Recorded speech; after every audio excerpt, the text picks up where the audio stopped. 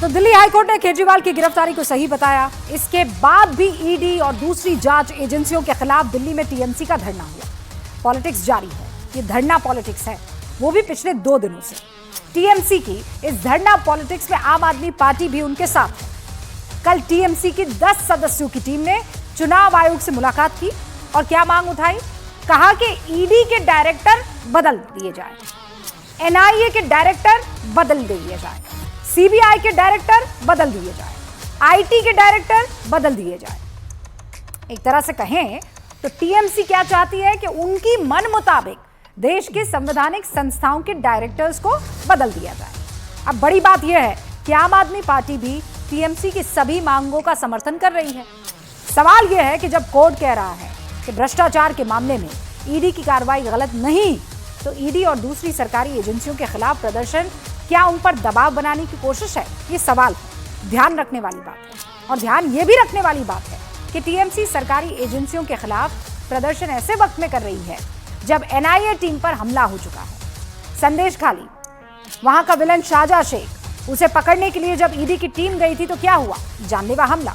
भ्रष्टाचार के आरोपों में खुद ममता बनर्जी के भतीजे अभिषेक बनर्जी घोटाले के आरोपों में फंसे हुए हैं। 2 दिन पहले प्रधानमंत्री कह चुके हैं कि भ्रष्टाचार के मामलों में ईडी ने टीएमसी नेताओं की 3000 करोड़ से ज्यादा की संपत्ति कुर्क की है। आप इस रिपोर्ट को देखिए। आपने आप कह रहे हैं ना पॉलिटिकल नहीं है आप, तो आप बताइए। तो I can ask, I am public representative, I am asking you please.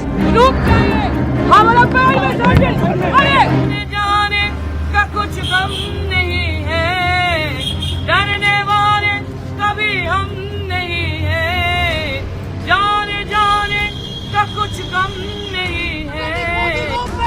This is the actual fact.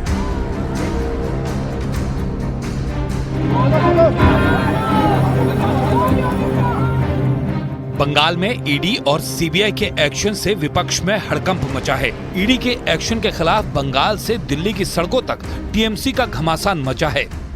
Lok Sabha चुनाव से ठीक पहले निर्वाचन आयोग के दफ्तर के बाहर टीएमसी नेताओं का प्रदर्शन जारी है। सोमवार को दिल्ली में निर्वाचन आयोग कार्यालय के बाहर धरने पर बैठे तृणमूल कांग्रेस के कई नेताओं को दिल्ली पुलिस ने हिरासत में ले लिया। कुछ देर बाद पुलिस ने उन्हें रिहा कर दिया, मगर टीएमसी नेता थाने से बाहर जाने को राजी नहीं हुए। अगर सांसद क्या कोई आदमी, वैसे भी उसका संवैधानिक अधिकार है कि वो जाए, और इलेक्शन कमीशन इस समय आंख बंद कर धृतराष्ट्र की तरह बैठा हुआ है। उसको देखना चाहिए कि किस प्रकार से ईडी का, सीबीआई का, इनकम टैक्स का बेमतलब बेवजह पोलिंग बूथ कार्यकर्ता तक वो लोग इस प्रकार का उपयोग कर रहे हैं और जोर जबरदस्ती कर रहे हैं। उसका कारण बहुत स्पष्ट है। ईमानदारी से सीबीआई, ईडी, एनआईए उनके आतंकवाद प्रोत्साहित लोगों को पकड़ रही है। शाहजहां शेख को पकड़ रही है, जो महिलाओं से बदसलूकी करता था, जो एक से एक मंत्री के यहाँ से 60-70 करोड़ कैश मिला है, उसके कारण परेशानी है। तो ये परेशानी तो टीएमसी को होगी। सोमवार को 10 सदस्यों का प्रतिनिधिमंडल इलेक्शन कमिश्नर से मिलने पहुंचा था। इसके बाद सभी धरने पर बैठ गए। टीएमसी सांसदों और विधायकों की मांग है कि चुनाव आयोग ईडी, सीबीआई, एनआईए और इनकम टैक्स के डायरेक्टर्स को फौरन हटाए। टीएमसी के प्रदर्शन को आम आदमी पार्टी का भी समर्थन मिल गया।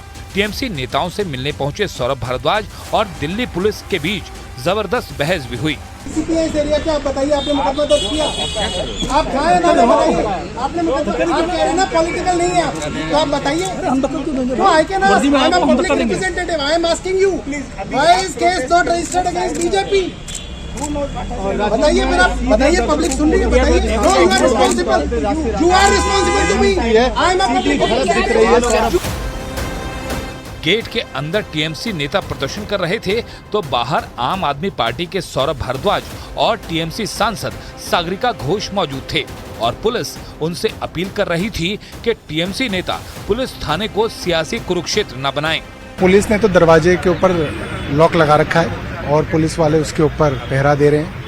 और कल जो डिमांड थी वो बड़ी साधारण सी डिमांड थी कि जिस तरीके से अपोजिशन पार्टियों के ऊपर रोज छापे मारे जा रहे हैं, कभी ईडी छापा मार रही है, कभी इनकम टैक्स छापा मार रही है, कभी एनआईए छापा मार रही है, कभी सीबीआई पीछे पड़ी हुई है, ये इन चारों चीफ्स को बदला जाए। इलेक्शन कमीशन को डिमांड थी, क्योंकि ये कैसे हो सकता है कि सारे के सारे छापे जो हैं सिर्फ अपोजिशन पार्टियों पर पड़ रहे हैं। इसका मतलब साफ है, अपोजिशन पार्टी कैंपेन ना कर सकें, प्रचार ना कर सकें, जुबान ना खोल सकें, सवाल ना कर सकें। इसलिए या तो उनको घर में बंद रखा जाए या उनको जेल में बंद रखा जाए, और ये तानाशाही जो है पूरे देश में चल रही है। नहीं, इनको कल शाम को फ्री कर दिया गया था। ये अपनी फ्री विल से यहाँ पे बैठे हुए हैं, ये जब चाहें तब जा सकते हैं। हालांकि बीच में बाहर जाके खाना खाने वो जा भी रहे हैं, आ भी रहे हैं, बट बाकी और हमारी तरफ से फ्री हैं, जब चाहें तब जा सकते हैं। दिल्ली पुलिस की कार्रवाई पर टीएमसी ने कोलकाता में भी विरोध किया और कहा कि ये लोकतंत्र की हत्या है। आज दिन दहाड़े लोकतंत्र की हत्या कर दी गई, जब दिल्ली पुलिस ने हमारे 10 सदस्यीय प्रतिनिधिमंडल को घसीटा, खींचा।